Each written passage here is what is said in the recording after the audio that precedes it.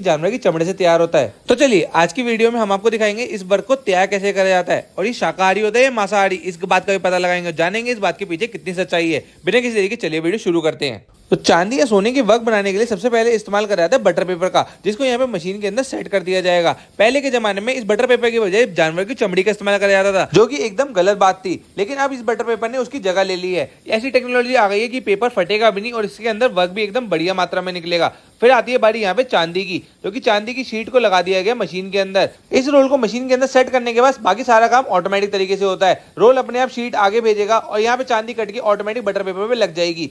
और साथ ही साथ इस मशीन का काम होता है प्रॉपर क्वांटिटी में सिल्वर को आगे भेजना, क्योंकि अगर प्रॉपर क्वांटिटी में नहीं जाएगा तो वर्क अच्छे से बन नहीं पाएगा। और ये काम लगातार यहाँ पे ऐसे ही चलता रहेगा जब तक कि ये पूरा बंडल बनके तैयार नहीं हो जाता। एक बंडल के अंदर 100 शीट्स रहती हैं, जो कि यहाँ पे पैकिंग का क्राइटेरिया रहता है। वैसे तो आप कम शीट्स भी ले सकते हैं, लेकिन मिनिमम 100 शीट्स यहाँ पे तैयार करी जाती हैं ताकि वर्क प्रॉपर तरीके से बने। जैसे ही बंडल तैयार हो जाएगा, इसके बाद बटर पेपर लगा दिया जाएगा और मशीन ऑटोमेटिक तरीके से इसको बाहर भेज देगी। फिर इस पूरे के पूरे बंडल को कलेक्ट कर लिया जाएगा। कलेक्ट करने के बाद बारी आती है अगले स्टेप की। इसको भेज दिया जाएगा असेंबली काउंटर में, जहां पे चेकिंग करी जाएगी कि भाई सिल्वर अच्छे से बंडल के अंदर लगा है या नहीं। उसके ऊपर दोबारा से बटर पेपर लगा के इसको सील कर दिया जाएगा। सील करने के बाद यहाँ पे कपड़े के बैग में इसको डाला जाता है। कपड़े बैग में इसलिए डालते हैं ताकि बटर पेपर पे ज्यादा इफेक्ट ना आए और इसको जब कुटाई हो रही हो तो बराबर मात्रा में कुटाई हो, ताकि सिल्वर जो है अच्छे से पतला हो पाए। क्योंकि ऐसा माना जाता है वर्क जितना पतला होता है उतना ही बेहतरीन होता है और उतना ही अच्छे से इस्तेमाल में लाया जाता है। अब इसको सील कर दिया जाएगा और सील करने के बाद इसको डाल दिया जाएगा हैमरिंग मशीन में, जो कि हैमरिंग प्रोसेस यहाँ पे स्टार्ट होने वाला है। सारे से ज्यादा सील होने के बाद यहाँ पे अब शीटों को लगाया जा रहा है हैमर मशीन के अंदर।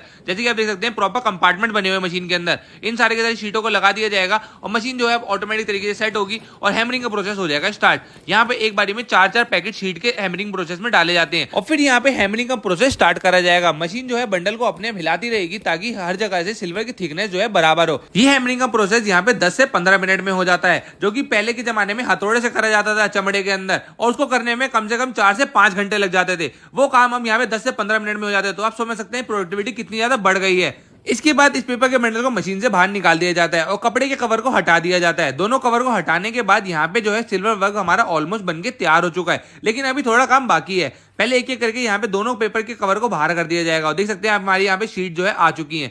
अब इन शीटों को सेट करा जाएगा। सेट करने के बाद यहाँ पे सिल्वर वर्क को इन शीटों से अलग करा जाएगा, जो कि बहुत महत्वपूर्ण और बहुत इंपॉर्टेंट काम होता है। इसके बिना यहाँ पे सिल्वर वर्क तैयार नहीं होता है। एक एक करके यहाँ पे बटर पेपर को हटाया जा रहा है और आप देख सकते हैं कितना छोटा सा चांदी का टुकड़ा रखा था और वो अब कितना बड़ा हो चुका है। उसके बाद सिल्वर को सेट करने के लिए यहाँ पे एक स्टेंसिल की सहायता ली जाती है, जिसकी मदद से एक्स्ट्रा सिल्वर को निकाल दिया जाता है और सिल्वर की शीट्स को पेपर पे ट्रांसफर कर दिया जाता है। ये काम बहुत सावधानी पूर्वक कराया जाता है, क्योंकि सिल्वर जो है बहुत पतला होता है, फटने का बहुत चांसेस होते हैं। एक एक करके सारे सिल्वर को ऐसे इसी प्रकार लिया जाएगा। स्टेंसिल की मदद से इसके एक्स्ट्रा पार्ट्स निकाल दिए जाएंगे और इसको लगा दिया जाएगा पेपर के बंडल के ऊपर। इस तरीके से हमारा सिल्वर वर्क ऑलमोस्ट बनके तैयार हो चुका है। जैसे ही पेपर का बंडल तैयार हो जाएगा, जितनी रिक्वायरमेंट होती है, जितना पैकेट चाहिए होता है, उतने सिल्वर वर्क इसके अंदर लगा दिए जाते हैं और फिर इसको कर दिया जाता है सील बंद।